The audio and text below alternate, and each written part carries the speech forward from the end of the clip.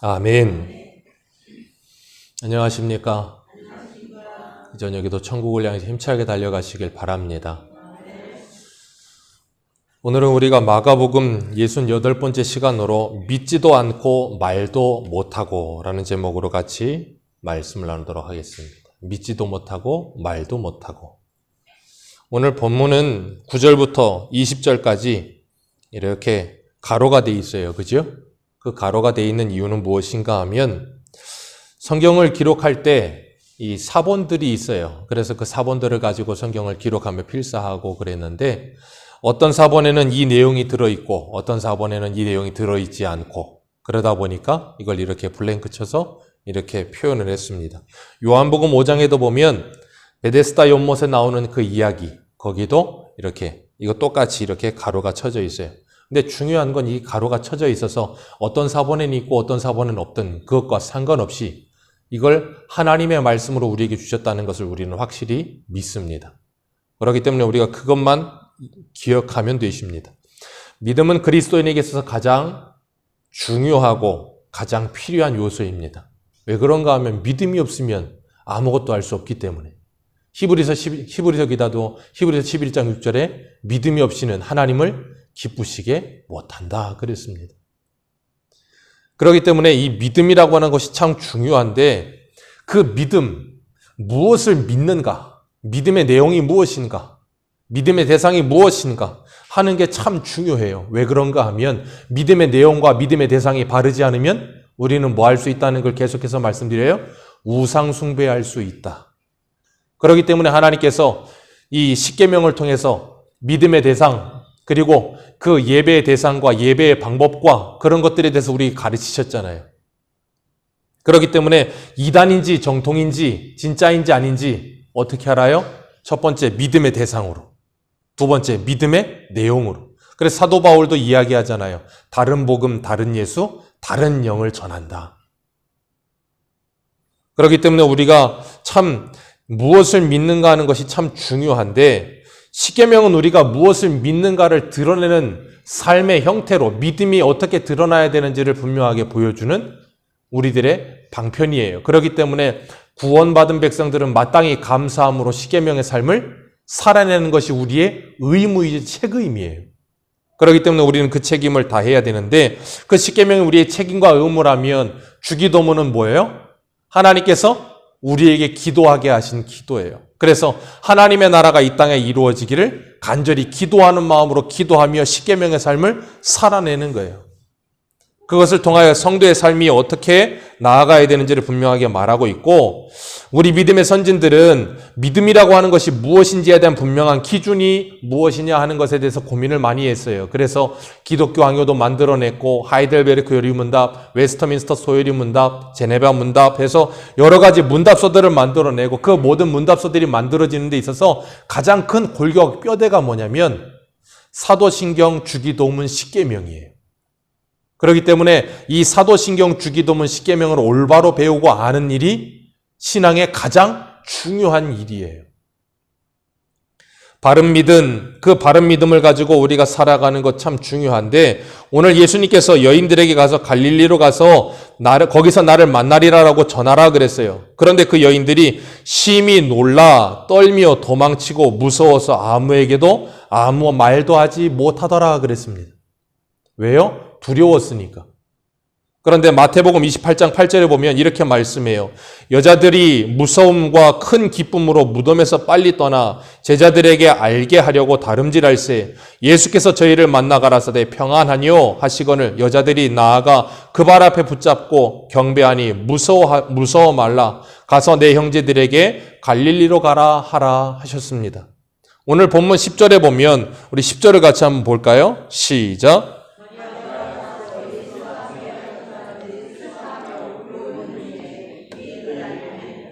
예, 이 여인들이 가서 이 일을 알렸다 그랬어요. 이 사람들이 왜 슬퍼하고 있습니까? 이유는 하나죠. 예수님 돌아가셨으니까. 자기들이 그동안 자신들의 유일한 소망이라고 생각했던 분이 사라져 버렸으니까. 그 사람들은 눈에 보이는 것을 믿으며 사는 거예요. 그래서 11절에 그들에게 예수님이 부활하셨다 전하니까 11절에 뭐라 그래요? 그들이 예수께서 살아나셨다는 것과 마리아에게서 보이셨다는 것을 듣고도 뭐하지 아니하더라? 듣고도 믿지 아니하더라. 오늘 오전에는 뭐라 그랬어요? 믿음은 어디에서 나며? 들음에서 나며. 그러니까 이 말씀을 전하는 일이 우리의 사명이라 그랬어요. 그죠? 그런데 여기는 이 여인들이 그 사명을 다하여 전했는데 제자들이 믿어요, 안 믿어요? 안 믿어요. 우리나라 옛날 속담에 백문이 불여일견이라고. 100번 듣고 질문해봐 아무 소용없어. 한 번 봐야 돼요.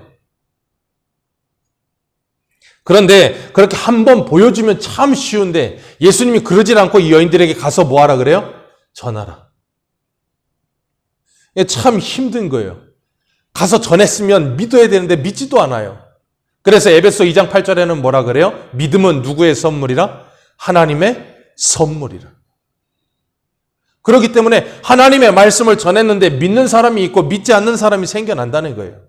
그건 믿고 싶어 믿어지는 것도 아니고 생각해 보세요. 나는 저거 믿고 싶어 하고 주문 걸린다 그래서 그 믿어집니까? 아니에요. 그냥 그건 믿어져야 되는 거예요.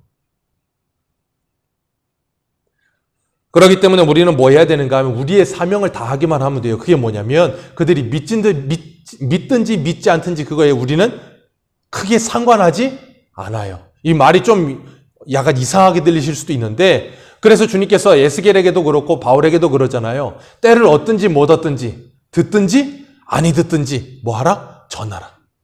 우리의 사명은 거기까지예요. 전하는 겁니다. 전하고 그 다음에 역사는 누가 하신다고요? 하나님께서. 그렇기 때문에 우리는 그 전도에 미련한 것을 열심히 하는 거예요. 그래서 유대인들은 뭘 구해요? 로마서 고린도서 1장에 보면 표적을 구하고 헬라인들은 지혜를 구하나 우리는 십자가에 못 박히신 예수만을 전하니 유대인들에게는 거리끼는 것이요 헬라인에게는 어리석은 것이로다. 그러나 유대인에게나 헬라인에게 구원받은 백성들에게는 예수 그리스도는 하나님의 지혜요 능력이니라. 믿는 사람에게만 그런 하나님의 역사가 일어나는 거예요. 그렇기 때문에 오늘 본문 12절에 보면 이 말을 마리아가 가서 예수님을 전했는데도 그들이 믿지 않아요. 그리고 12절에 보면 그중 두 제자가 시골로 내려갑니다. 그 시골로 내려가는데 누가복음에 보면 엠마오 그랬어요. 우리 누가복음 조금만 볼까요? 우리 마가복음 뒤에 누가복음 24장 가보겠습니다. 누가복음 24장 14절.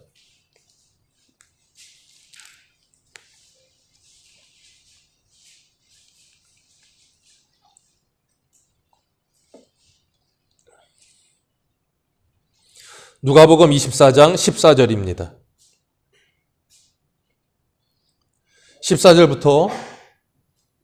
24장 14절부터 우리 한 절씩 교독해 내려가겠습니다. 이 모든 된 일을 서로 이야기하더라.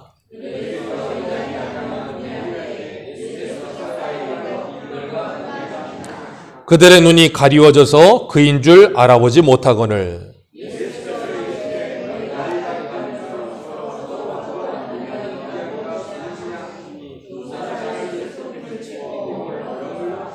그 한 사람인 글로바라 하는 자가 대답하여 이르되 당신이 예루살렘에 체류하면서도 요즘 거기서 된 일을 혼자만 알지 못하느냐.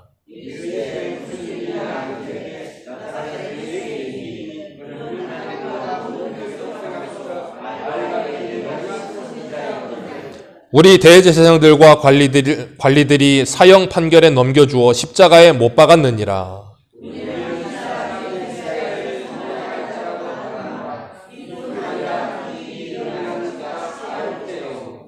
또한 우리 중에 어떤 여자들이 우리로 놀라게 하였으니 이는 그들이 새벽에 무덤에 갔다가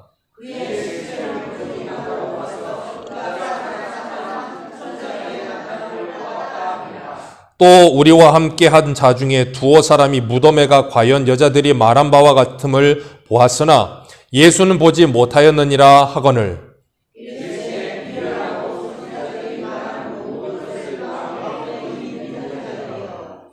그리스도가 이런 고난을 받고 자기의 영광에 들어가야 할 것이 아니냐 하시고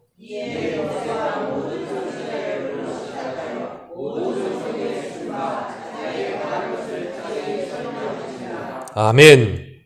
제자 둘이 엠마오로 내려가고 있어요. 그 중에 하나는 글로바라 그랬습니다. 예수님께서 그들에게 찾아오셨는데 그들이 뭐 했다 그랬어요? 16절에 보니까 눈이 가리워져서 그인 줄 알아보지 못하거늘 그랬습니다. 눈이 가리워졌다 그랬어요. 그래서 알아보지 못하였다 그랬습니다. 예수님께서 다른 모양으로 찾아오셨는데 그 다른 모양으로 찾아오심을 눈이 가리워지니까 알아볼 수가 없는 거예요. 그리고 예수님께서 그들에게 예수님의 말씀에 대해서 구약에서부터 해서 쭉 풀어서 말씀을 증거했습니다. 그랬더니 그들이 그 말씀을 듣고 어떻게 돼요? 마음이 뜨거워졌다 그랬어요. 분명히 여기 보면 이 여인들이 예수님이 살아나셨다 하는 걸 전했어요. 오늘 본문의 말씀처럼. 그랬더니 요한복음에 보면 베드로 요한이 뛰어가서 예수님의 무덤에 들어가서 봤죠. 베드로 요한이 직접 가서 그 무덤이 빈 무덤인 걸 봤어요. 확인하고 와서도 그들은 뭐예요? 그 말씀을 믿지 못하는 거예요. 그게 누구라고요? 제자들이요. 그렇기 때문에 아무리 들어도 아무리 봐도 믿을 수가 없어요. 그 믿음이라고 해서 하나님이 주시지 않으면 그래서 우리가 믿을 수가 없는 거예요. 그러면 이 두 제자는 어떻게 믿게 됐고 어떻게 제자들에게 달려가서 다시 복음을 전했을까? 오늘 본문에도 보면 오늘 본문 어디예요? 11절에 보면 그들이 예수께 살아나셨다는 것과 마리아에게서 보이셨다는 것을 듣고도 믿지 아니하니라 그랬는데 그리고 그들 제자들도 와가지고 이 13절에 두 사람이 가서 남은 제자들에게 알리었으되 역시 믿지 아니하니라 그랬어요. 12절에는 뭐라 그랬어요? 예수께서 다른 모양으로 그들에게 나타나셨다. 그리고 누가복음 24장에는 다른 모양이 아니고 뭐라 그랬어요? 그들의 눈이 가리워져 그랬어요. 다른 모양으로 나타나셨던 눈이 가리워졌던 중요하지 않고 예수님이 눈앞에 오셨는데 그리고 같이 동행하며 걸어가고 있는데도 알지 못해요. 그리고 예수님이 말씀하시는데도 알지 못해요. 그런데 그들이 언제 깨닫는가 하면 27절에 누가복음 24장 27절에 이에 모세와 모든 선지자의 글로 시작하여 모든 성경에 쓴 바 자기에 관한 것을 자세히 설명하시니 28절 그들이 가는 마을에 가까이 가매 예수는 더 가려 하는 것 같이 하시니 그들이 강권하여 이르되 우리와 함께 유하사이다. 때가 저물어가고 날이 이미 기울었나이다 하니 이에 그들과 함께 유하러 들어가시니 그들과 함께 음식 잡수실 때에 떡을 가지사 축사하시고 떼어 그들에게 주시니 그들의 눈이 밝아져 그인 줄 알아보았더니 예수는 그들에게 보이지 아니하시는지라. 그들에게 예수님께서 구약에서부터 모세의 글로부터 해서 구약의 선지자들의 모든 말씀을 통하여 그 모든 말씀이 누구를 말하고 있었다? 예수 그리스도를 말씀하고 있었다. 그게 바로 누구다? 나이다라는 걸 말씀하셨다고요. 그리고 그들이 뭐라 그러는가 하면 이 31절에 그들이 눈이 밝아져 그인 줄 알아보았더니 예수는 그들에게 보이지 아니하신지라. 16절에는 눈이 가리워져서 예수인지 알아보지 못하다가 31절에는 눈이 밝아져서 예수인 건 알아봤는데 알아보고 나니까 예수님이 보여요? 안 보여요? 안 보이시는 거예요. 눈이 가려졌을 때 예수님께서 직접 오셔서 계셨고 눈이 열어지고 나니까 예수님이 어디 가셨어요? 사라져 버리신 거예요. 무슨 말인지 이해하시겠어요? 눈이 열리고 나면 이제 더 이상 눈에 보이는 예수님이 계시지 않아도 그 말씀이 뭐예요? 믿어지는 거예요. 눈이 가려져 있을 때는요. 예수님이 직접 와 있어도 안 믿어지는 거고요. 그걸 믿음이라고 하는 거예요. 그래서 32절에 보면 그들이 서로 말하되 길에서 우리에게 말씀하시고 우리에게 성경을 풀어주실 때에 우리의 속에서 마음이 뜨겁지 아니하더냐. 예수 그리스도께서 자신에 대한 말씀을 구약의 모든 말씀을 풀어 설명해 주시니까 그 말씀을 듣고 마음이 뜨거워지고 뭐예요? 기쁨이 넘쳤던 거예요. 그리고 그 눈이 열리지고 나니까 뭐 했다고요? 오늘 본문 돌아오셔서 오늘 본문 13절에 두 사람이 가서 남은 제자들에게 알리었을 때 역시 뭐하지 아니하더라? 믿지 아니하더라. 왜요? 왜 믿지 않아요? 여인들도 가서 전했는데 안 믿었고 이 두 제자도 처음에는 안 믿었고 나중에 눈이 열리고 나니까 믿고 제자들도 이 두 제자가 가서 여인들이 가서 전했고 두 번째는 제자들이 가서 전했고 그래도 믿지 아니하더라. 믿음이라고 하는 게 그렇게 쉽게 사람의 힘으로 되어지는 일도 아니고 머리로 되어지는 일도 아니라는 걸 분명하게 알려주시는 거예요. 성령이 임하시지 않으면 불가능해요. 두 제자들이 하나님의 말씀을 듣고 그 마음이 뜨거워지며 그 눈이 열려지는 역사가 일어나요. 그런 것처럼 하나님의 말씀의 역사가 일어나기 시작하면 그 눈이 열려지는 겁니다. 그리고 나면 더 이상 예수를 뭘로 알지 않아요? 육체로 알지 아니하더라.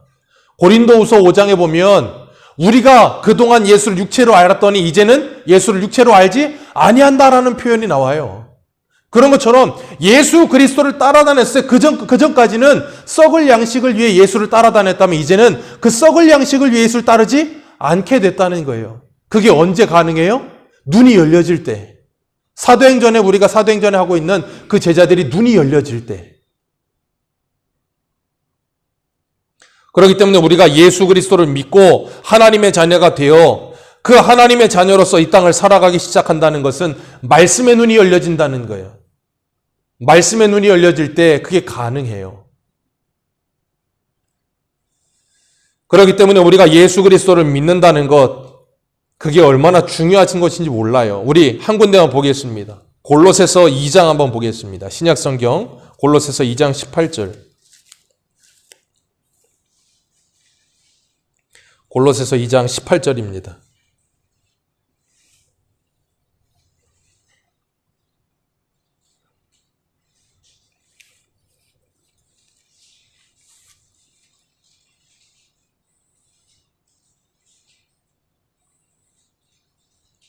골로새서 2장 18절, 19절 두 절만 같이 읽겠습니다.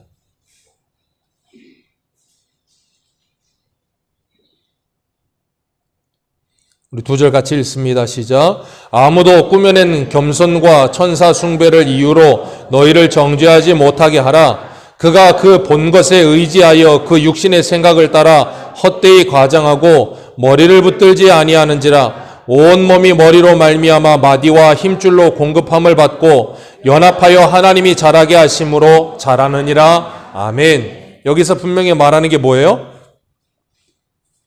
천사 숭배를 이유로 너희를 정죄하지 못하게 하라. 무엇을 봐요? 뭔가 영적인 그 무엇을 봤다는 거예요. 그 영적인 그 무엇을 봤는데 그들이 뭘 붙들지 않아요? 머리를 붙들지 않아요. 머리를 붙들지 아니하므로 온몸이 머리로 말미암아 마디와 힘줄로 공급함을 받고 연합하여 하나님이 자라게 하심으로 자라나는데 그 머리를 붙들지 않아요. 그러니 뭐하지 않아요? 자라지 않는 거예요. 무엇 때문에요? 그 무엇인가를 봤다고 하는 그것 때문에. 머리를 붙들지 않아요. 말씀을 붙들지 않아요. 예수님이 지금 뭘 가르치셨다고요? 엠마에 내려가는 제자들에게 말씀을 가르치셨어요. 그들의 마음이 뜨거워지고 눈이 열렸어요. 눈이 열리고 나니까 누가 보이지 않아요? 이제는 육체로 계시는 예수님이 보이지 않는 거예요. 예수님께서 뭐라 그러셨어요? 제자들에게 요한복음에서 내가 너희와 함께 있는 것보다 너희를 떠나는 것이 너희에게 더 유익이라. 왜요? 또 다른 보혜사께서 오신다. 오시고 나면 뭐 한다고요? 너희들에게 하나님의 말씀을 가르칠 것이다. 내가 가르친 모든 것을 생각나게 할 것이며 그걸 가르칠 것이며 죄에 대해 의에 대해 심판에 대해 너희들에게 책망할 것이다. 그 성령이 오셔야만 이것이 일어난다는 거예요. 그렇기 때문에 그 하나님의 말씀으로 말미암아 우리 안에 성령의 충만함을 받기 시작할 때 우리는 뭐 하는가 하면 그것을 사모하게 되는 거예요. 말씀을 사모하게 되는 겁니다. 말씀이 즐거워지는 거예요. 그건 성령의 역사예요. 그렇기 때문에 우리가 하나님의 말씀이 깨달아질 때 그리고 믿어질 때 우리는 그것을 즐거워하며 기뻐하기 시작하는 거예요. 그리고 나면 뭐 하는가 하면 열정이 생겨요. 이 두 제자가 예수님을 만나 말씀으로 말미암아 그들의 눈이 열려지고 나니까 그들이 뭐예요? 다른 제자들에게 달려가서 전하잖아요. 그런 열정이 생긴다고요. 그건 시켜서 되는 일이 아닙니다. 우리들에게 우러나와지는 거예요. 그래서 옛날 목사님들은 우리가 신앙생활할 때 흔히 우리에게 뭐라 그랬는가 하면 주인의식을 가져라.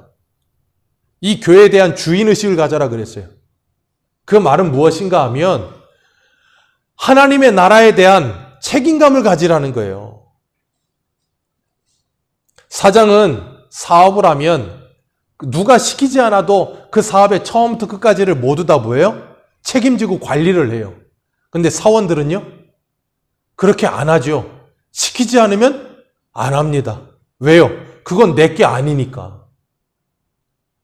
마찬가지예요. 우리가 하나님의 백성이 되었다는 말은 무엇인가 하면 하나님의 나라가 내 나라가 되어졌다는 의미예요. 그리고 나면 그건 누가 시키든 시키지 않든 뭐예요? 자원하여 자발적으로 그것을 위해 충성스러워지는 거예요. 우리나라를 사랑하던 우리나라의 백성들이 일제에게 우리나라의 모든 이 주권이 넘어갔을 때 그들이 뭐 했어요? 나라의 주권을 되찾기 위해서 열심히 독립운동했잖아요. 그거 누가 시켜서 했나요? 아니죠. 왜 그래요? 내 나라를 사랑하는 애국심이라는 게 있잖아요. 하나님의 나라를 사랑하는 그런 하나님의 나라를 사모하고 사랑하는 마음이 우리 안에 있으면 누가 시키지 않아도 자원하여 자발적으로 헌신하여 내 인생과 내 목숨을 다하여 그 일을 한다니까요. 그래서 구약에서 하나님께서 모세에게 성막을 지으라고 하실 때부터 모세의 성막, 솔로몬 성전, 수르바벨 성전이고 모든 것들이 지어질 때마다 항상 나오는 말이 뭐였는가? 백성들이 그 모든 재료를 준비하거든요. 자원하여, 기쁨을 이기지 못하여, 스스로. 그런 표현이 계속 반복이 되는 거예요. 왜요? 성령께서 역사하시기 때문에. 그렇기 때문에 우리가 에베소서에 나오는 것처럼 우리가 함께 지어져 연합하여 함께 지어져가는 성전이라 그랬단 말이에요. 그러니까 내 신앙이 지어져가는 일에 누가 시키지 않아도 어떻게 한다고요? 자원하여 스스로 기쁨을 이기지 못하여 이 신앙생활을 하는 거예요. 그러니까 우리가 예배생활, 신앙생활을 한다고 할 때 이것에 대한 기쁨과 즐거움이 내 안에 없으면 이건 무거운 짐밖에 되지 않아요. 그러니까 그런 상태가 될 때 우리는 자각해야 돼요. 아, 내가 지금 하나님과 관계가 잘못되었구나. 내가 이 관계를 회복해야 되는 거구나. 그리고 그 관계를 회복하기 위해 기도하고 말씀에 집중하면서 하나님과 관계를 회복하기 위해 몸부림을 치는 거예요. 그래서 이 안에서부터 샘솟는 기쁨이 다시 회복될 때 즐거움으로 기쁨으로 뛰어가는 거예요.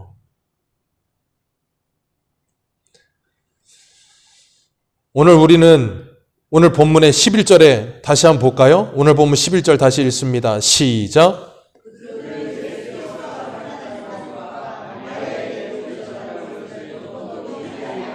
13절도 읽습니다. 시작.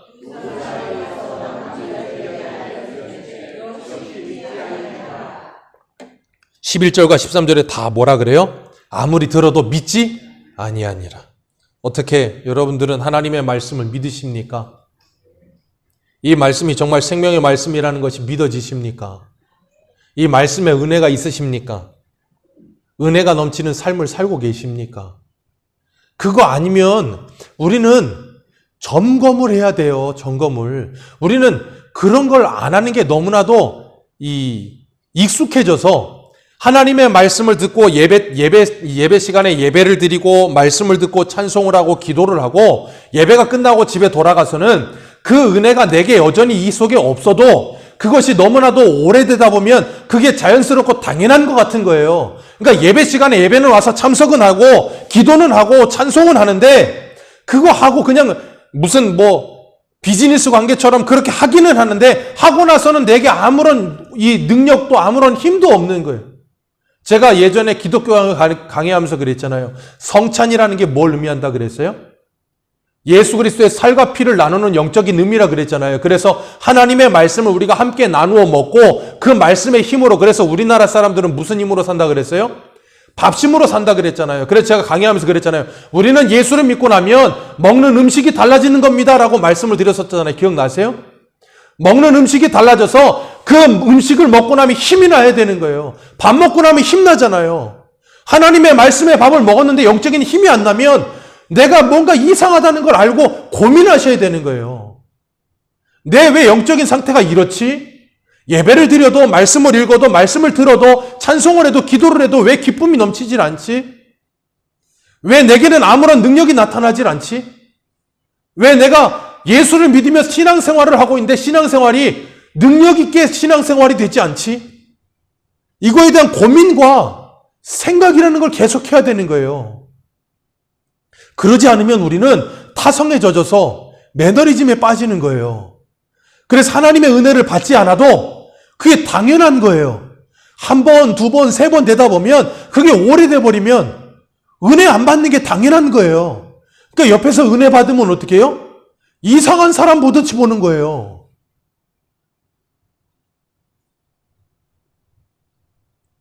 그래서 오늘날 한국 교회와 우리들의 문제는 뭐냐면 교회 안 다니는 사람들이 문제가 아니고 교회에 다니는 사람들이 문제예요. 이걸 곰곰이 생각하셔야 돼요.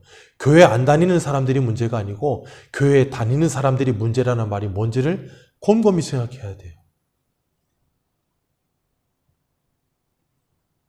아무런 문제의식도 없고 아무런 경각심도 없다면 우리는 이미 죽은 지 오래돼서 감각이 없어서 그럴 수도 있어요.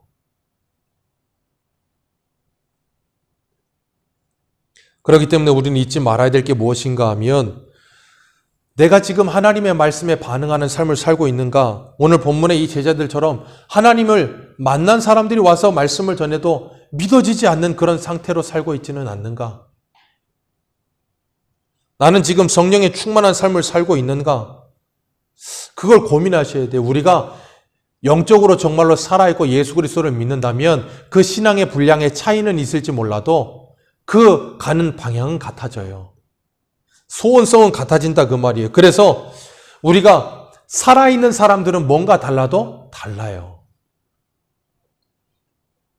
그렇기 때문에 우리는 하나님의 나라에 대한 영적인 감각이 더 풍성해져 가야 되는 거예요. 사도행전에 보면 베드로도 성령의 충만함을 받고 설교하며 많은 일들을 일으켰어요. 그런데 그 베드로가 고넬료 집에 예수님이 하나님께서 보내실 때 어떻게 해요? 처음에는 안 가려고 하잖아요. 하늘에서 내려오는 보자기에 쌓여있는 그 레위기 11장에 나오는 부정한 음식 먹으라 그러니까 어떻게 해요? 안 먹는다 그러잖아요.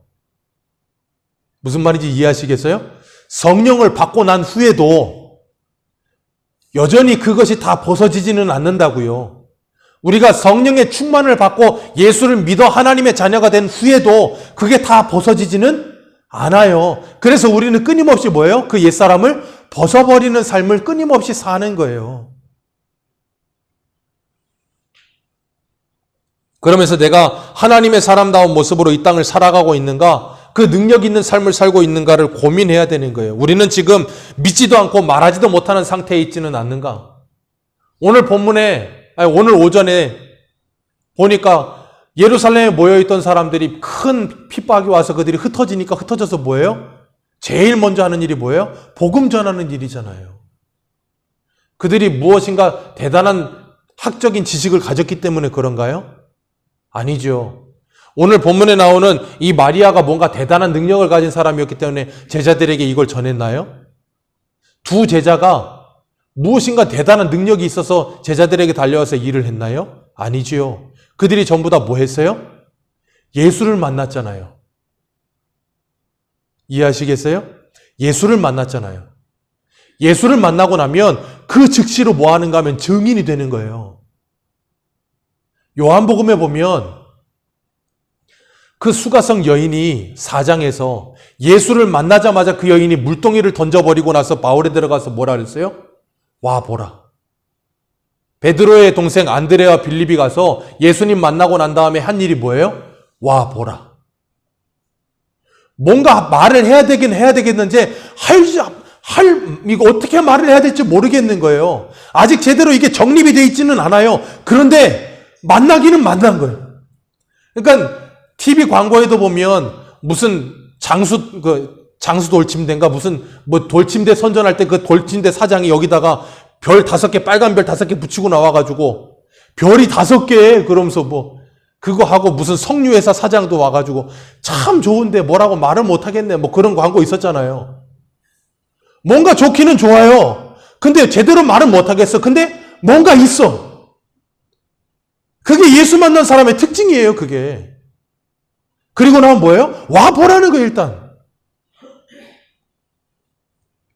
정말로 우리가 예수 그리스도를 만나게 되면 그리고 예수 그리스도를 믿게 되면 할 말이 생겨요. 할 말이.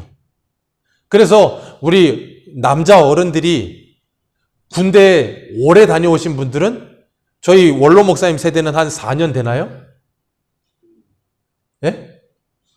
네, 3년. 저는 2년, 24개월. 그리고 제 밑에 사람들은 18개월. 근데 참 신기한 거 뭔지 아세요? 우리 인생이 요즘은 100세 시대라 그러잖아요. 남자는 20살에 군대를 가요. 20살에 군대를 갔다 오기 전과 온 후로 남자는 인생이 바뀝니다. 20살이 넘어서 군대 갔다 오고 나면 남자는 앞으로 80년 동안은 무슨 얘기 하냐면 군대 얘기예요. 근데 군대 얘기가 마르질 않아요. 신기하죠? 2년, 3년 갔다 온 얘기를 70년 해도 안 말라요, 그 얘기가. 마르지 않는 셈이 돼 있어요. 예수를 만나면 그래요. 예수를 만나면 그 예수를 만난 이야기가 평생에 가도 마르질 않는 거예요. 왜요? 주님께서 뭐라 그랬어요? 요한복음 7장에. 나를 믿는 자는 그 배에서 생수의 강이 솟아나리라. 샘이 솟기 시작하니까 마르질 않는 거예요. 그 기쁨이 마르질 않듯이 그 은혜가 마르지 않게 하시는 거예요, 하나님께서. 그래서 은혜 받은 사람 보면 괜히 실실 웃고 기분 좋아하고 뭐 환경은 좋아진 거 없는데 뭔진 모르겠는데 뭔가 달라져 있고, 우리 이길순 권사님도 저 멀리 있는 이태리에 있는 따님이 요즘 뭐 방언도 받으시고 기도하시면서 기쁨이 넘치신다고. 뭐 특별히 달라진 거 있어요? 뭐 떼돈을 버시나요 지금? 지금 이태리 아주 코로나 때문에 난리라던데. 그 코로나 때문에 난리든 말든 상관없이 나는 뭐예요? 그 하나님과 관계가 회복이 되니까 좋아 죽겠는 거예요. 여러분들에겐 그런 기쁨이 있으시냐고요. 오늘 오전에 사도행전에 빌립이 사마리아 성에 가서 복음을 전했더니 거기에 뭐가 있다고요? 큰 기쁨이 임하니라. 그 큰 기쁨이 임한 이 마리아와 이 두 제자는 예수를 만나 그 마음이 뜨거워져서 그 뜨거운 마음을 가지고 달려왔다니까요. 여러분은 그 뜨거운 마음을 가지고 달려갈 곳이 있으십니까? 아니면 식어져서 냉랭한 마음으로 아무런 할 말이 없으십니까?